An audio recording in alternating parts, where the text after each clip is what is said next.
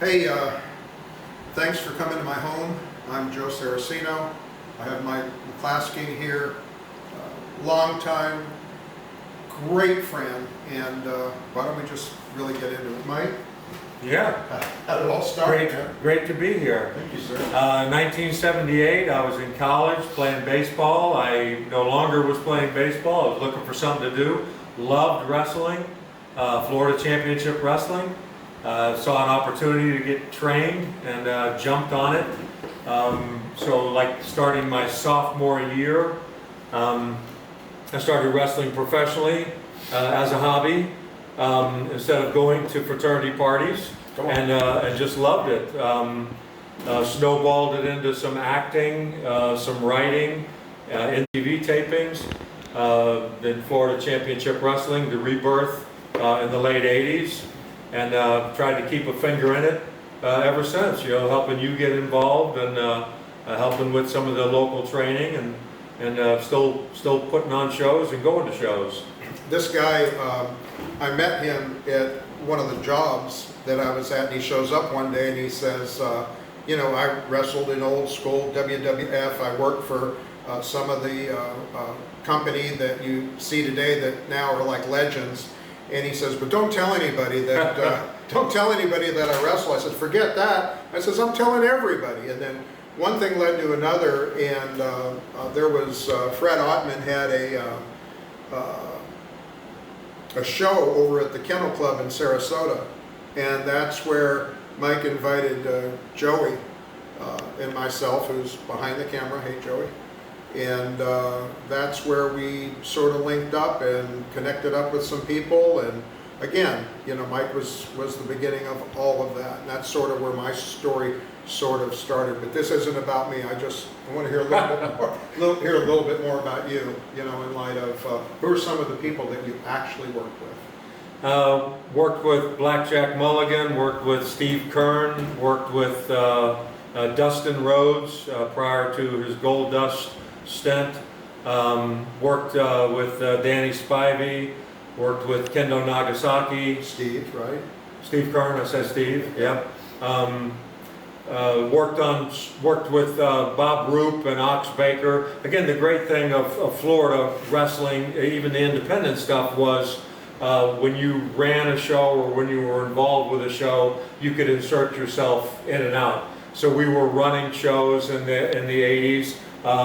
X-Pac, Sean, he helped set up chairs at one of the shows. Yeah. One of the shows that I ran, because he was being trained by Malenko. I worked with Malenko, worked on the same show with Joey and Dean Malenko. And again, it was always great. Angelo Poffo, worked with Lanny Poffo, worked on a tag team against Angelo and Lanny. Traveled Florida for 2 years with Angelo Poffo, and had some great stories, great times. Yeah, that's excellent. As a matter of fact, if we'll spread ourselves out a little bit, at one of those shows, there's this guy walking around with a ponytail and all black clothes, and he said, that guy over there, that's Bob Cook. And I said, well, I heard of him. And he says, see what we got here, Bob?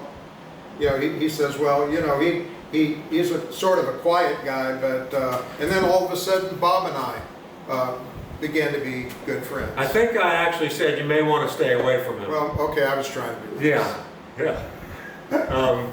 No, Bob's a journeyman. Bob and I crossed paths many times. Great guy, great worker.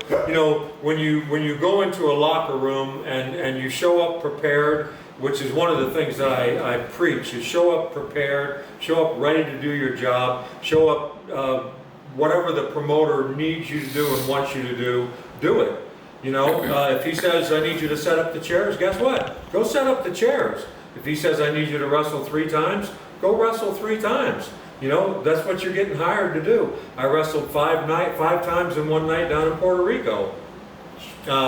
Wrestled a couple of times for Steve. You were only supposed to wrestle once. Somebody didn't show up. Steve knew to come over to me and say, hey, would you go again? I said, yeah, I'll go as many times as you need me to go. That's part of the thing, and that Bob was that guy. Bob was somebody you could count on. He was always there. Before we get into actually why we're here, I want to find out what's in your hand. Can you tell me a little bit about this, Mike? So in 1988, I started writing a screenplay called Mr. President, presented it to Hulk Hogan. 6 months later, he went on the Jay Leno Tonight Show and said he was going to run for president. Years later, Chris Whaley and I rewrote it for The Rock. We presented it to The Rock. 6 months later, he announces he's going to run for president. A few years ago, Chris came to me and said, why don't we put it out as a book? So we did that. It's about a professional wrestler that actually becomes vice president and then becomes president. So it's a political comedy, if you will. So the important question, how do we get one?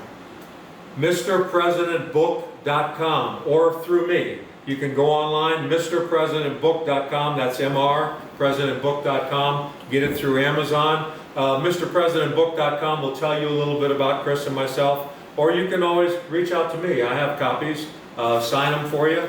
Love to do that. We love to meet our fans and talk wrestling. We always love to talk wrestling. You know, I don't think this is going to be the last time that we do something like this, but I also wanted everybody to know why we're here. Back in September, I found an old ring that I was able to repurpose. I think somebody said it was a old boxing ring, but worked my heart out trying to make this thing work, and it actually purrs like a kitten right now. And so that was in September, and Mike was good enough to say he'd come down maybe a couple weekends a month.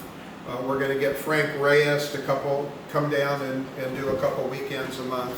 And we just want to old school train if you're interested in learning what it takes to become a professional wrestler. Now keep in mind, I'm not going to train you. That's not my thing. I'm still the 67, going to be 68-year-old rookie. And so I just want to be a host. I just want to be a part. But give us a little bit of some thoughts on, if they come, what they're going to expect. It starts at day one. It starts at the very beginning of what this is all about. It starts at locking up, understanding what we're doing in here, understanding if you're working in front of a crowd or if you're working in front of television, how to sell, how to make your opponent look good, how to make sure your opponent doesn't get hurt. We're not gonna do any high flying. Obviously, we got a roof right here, but that is another portion of wrestling that has gone so far away from what the origin of wrestling is all about. And that's what we're going to try and do, is get back to the origin of wrestling. We're going to help you become better wrestlers, better sellers, better understanding of what this business is all about, and then you can take it to the next level.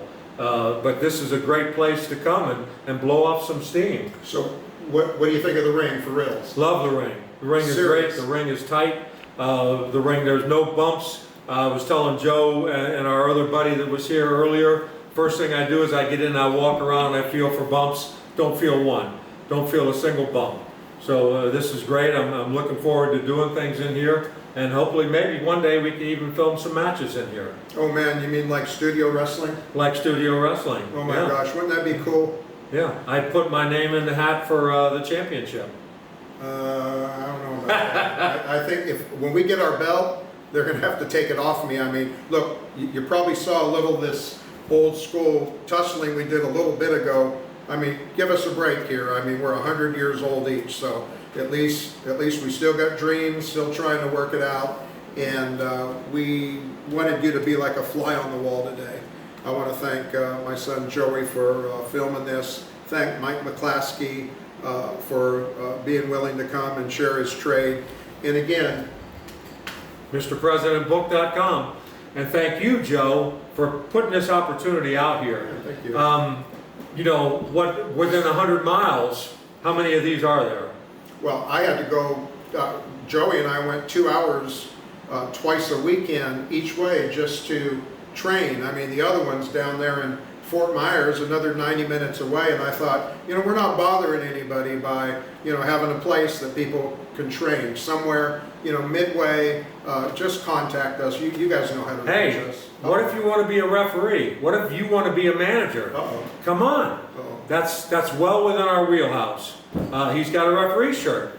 I got a referee shirt. You know, we can show you that. In fact, as we work we would need everybody to understand how to referee.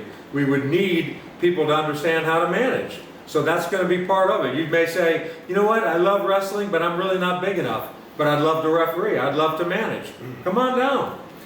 Finally, I got a little bit of a mea culpa here over the years when Joey and I were interviewed. I mean, I gave Fred Ottman tons of credit. I gave Frankie Reyes tons of credit. You know where this is going. I'm about to thank Joey for everything. Yeah. Oh yeah.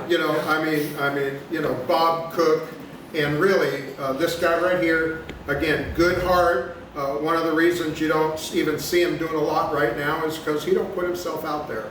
He doesn't put himself over. But we're going to do that for you, and we hope that we can little by little, slow and go, create a little bit of fun here. A little bit of magic. Yeah, a little bit of magic at my home. Anyway, you guys, thanks again. You got to be a fly on the wall, and see you soon. Yeah, really. Wipe your feet. Yeah, Wipe Your Feet Productions, right? All right.